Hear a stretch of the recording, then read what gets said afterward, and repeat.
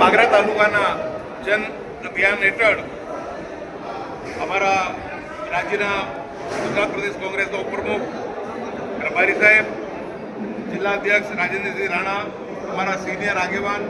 અને વાગરાના લીડર એવા ભાઈ સલેમાન પટેલ, અમે બધા અહીંયા આજે વાગરાના લોકોની અંદર જે કોંગ્રેસજનો છે એની અંદર નવચેતના જાગે અને રાહુલ ગાંધીજીએ જે મુહિમ ઉપાડી છે, વોટ ચોરી પકડવા માટેનું જે અભિયાન છેડ્યું છે, એ અભિયાનનું વાગરા તાલુકાની અંદર પણ અમલીકરણ થાય, વાગરાની અંદર પણ તમામ જે મતદાન મથકો છે એની ચકાસણી થાય, એ માટે આજે લોકોને અવેર કરવા, લોકોને જે સમજાવટ કરી એમને આ મુદ્દા પ્રત્યે ધ્યાન આકર્ષિત કરવામાં આવ્યા છે. કેમ કે આવનારા દિવસોની અંદર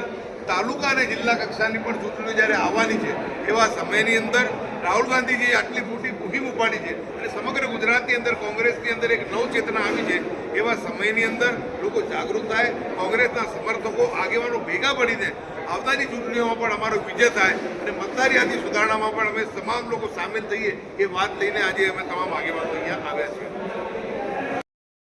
આજે શરૂઆતથી લઈને છેલ્લે સુધી બેઠેલા આગેવાનો છે. અસલમ હાચો છે, હવાથી મહેનત કરે છે, કેમ મારે લાડ મેળવવા લઈ જવાનું, એની કોંગ્રેસ પાર્ટીની લાગણી દર્શાવી રહ્યો છે. સ્વીકારો અને હું માફી માંગુ છું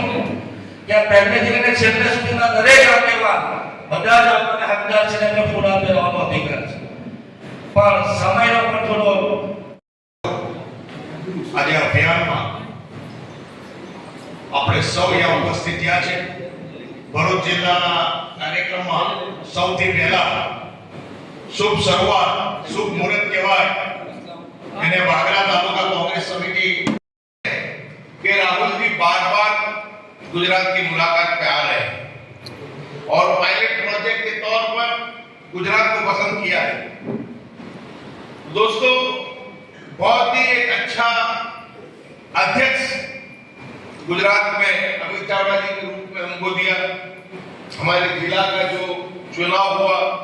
संगठन सूचना अभियान का, उसमें राजेंद्र सिंह राणा जी को रिपीट किया, भाई आसिफ को अभी नवनियुक्ति दी.